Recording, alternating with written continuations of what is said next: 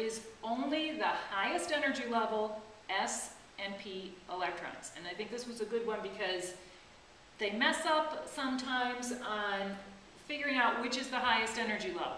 Yeah. Go to the principal quantum number. It's written right here. 1, 2, 3, 4, and so on. 1, 2, 3, 4. That big number in front is the principal quantum number, tells you the energy level. Which ring around the nucleus is that, even though we know it's not really rings, it's an area of probability.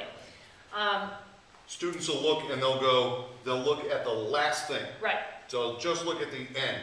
Right. Say 3d5, that's the end, it's got to be the highest. Right. But hello. You have to be aware of that OO.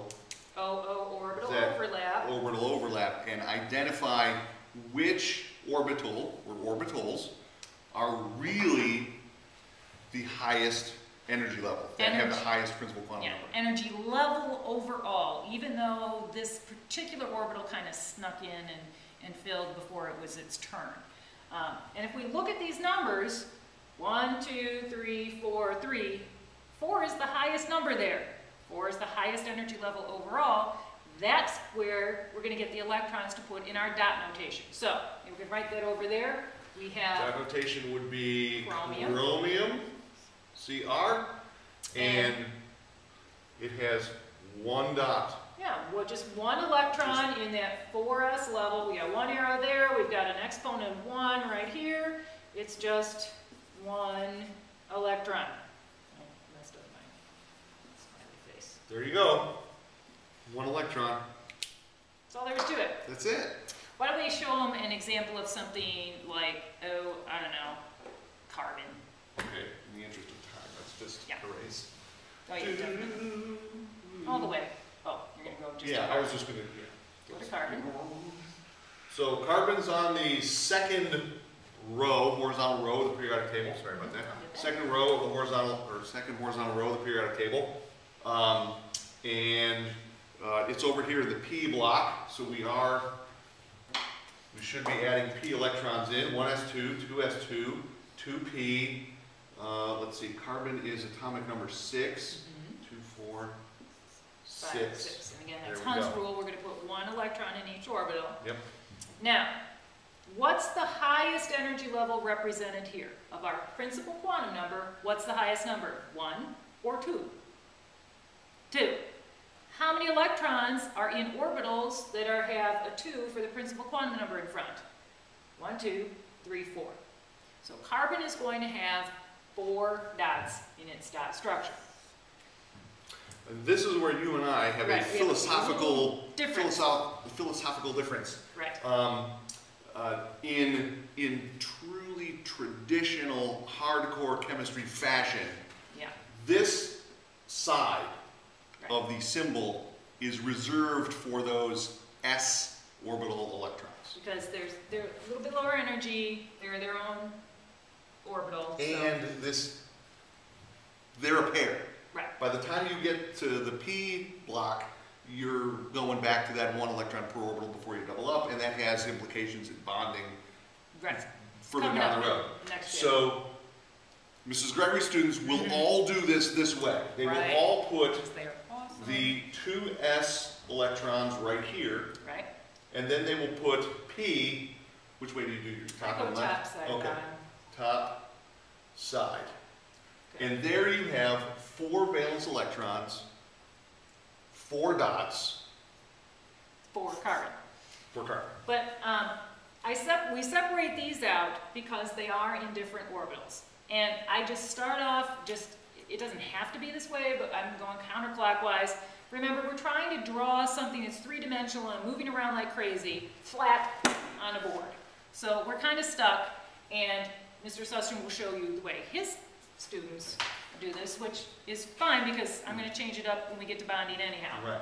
So rather than having too many rules, because there's already so much going on in this chapter anyway, and I know, Mrs. Gregory knows too, but we know ahead of time that pretty soon we're going to ask you to break this rule. We're going to ask you to be creative with these electrons to try to explain chemical bonding that happens with carbon, and it might be easier for you to break a rule I think so, they like that. Yeah, if you didn't know it was a rule to begin with. So my students are all going to do theirs this way, just wherever, 1 electron per side before you double up. Right.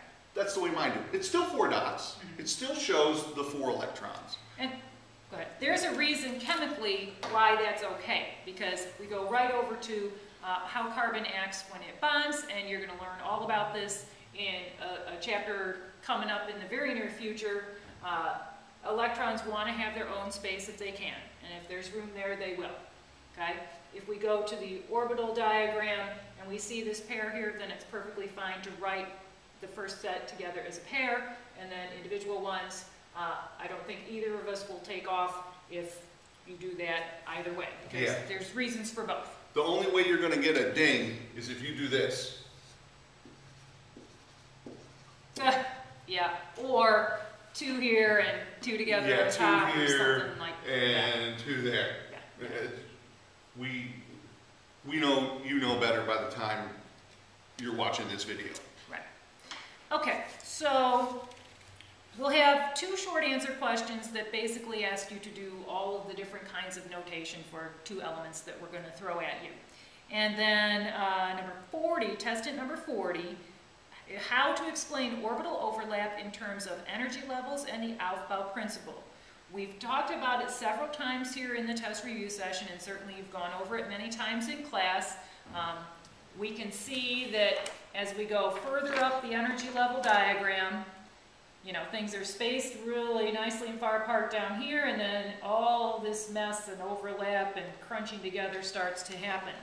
So when we get to this 4s3d area, there is that overlap happening, and this question will ask you to tell us about that. Okay? Yeah. And then there's a bonus question on the actual quantum numbers, and we'll see how you do with that. Yeah. Okay. I think they'll be ready.